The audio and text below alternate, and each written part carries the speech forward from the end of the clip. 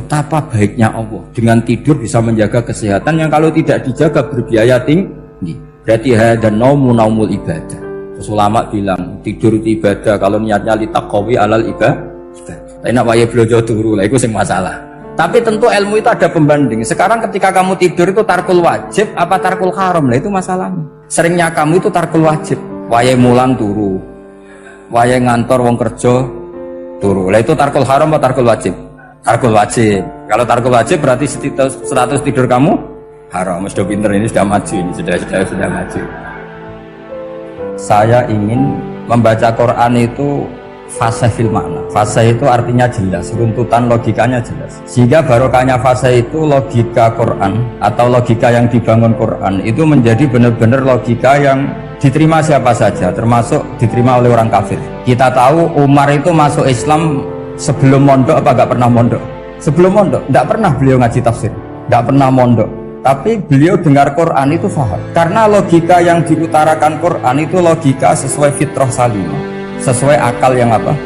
Sehat.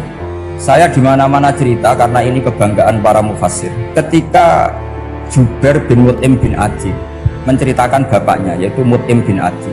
Beliau adalah orang yang sangat pintar sekali sehingga didelegasikan oleh kafir Quraisy untuk jadi negosiator di Asra Badrin. Jadi perang Badar itu kan ada Asra Badrin, orang-orang kafir yang ditawar Islam. Kemudian orang ini diutus untuk jadi negosiator. Singkat cerita pas datang ke Madinah pas Rasulullah SAW baca surat Wattur wa kitabim mastur fi raqim mansur sampai ayat am khuliqu min ghairi syai'in am humul khaliqun sampai ayat am khalaqus samawati wal ardh. Di ayat itu Allah menceritakan kalau Tuhan-Tuhan yang kamu anggap Tuhan itu sebagai Tuhan, misalnya Lata, Uzza, Manat, nggak apa-apa kata Allah. Tapi kata Allah saya minta bukti prestasi mereka apa kalau sebagai Tuhan itu. Apakah pernah ikut menciptakan langit bumi? Atau kalau nggak bisa menciptakan urun kata Allah, urun semen sak-sak kata Allah, penting urun. Sehingga logika lalu terbangun, prestasinya apa? Tuhan-Tuhan yang kami tuhankan itu. Kata Allah, qul ara'aytum ma tad'una min dunillah aruni madza khalaqu minal ardi am lahum syirkun fis samawati. Kalau mereka Tuhan, tunjukkan prestasinya ke saya kata Allah. Apakah mereka terlibat dalam penciptaan langit dan bumi? Atau kalau nggak bisa menciptakan 100% kata Allah setidaknya urun. Ya tadi urun semen, am lahum syirkun fis samawati. Syirkun maknanya urunan. Lalu ketuhanan berhala Uzza dan sebagainya batal karena ayat ini. Orang kafir berpikir wah ini tidak Tuhan karena nggak punya prestasi apa-apa. Lalu mereka secara ekstrim malah berpikir ateisme, tidak mengakui adanya Tuhan. Kalau nggak diakui adanya Tuhan berarti alam raya ini dimulai dari ketiadaan.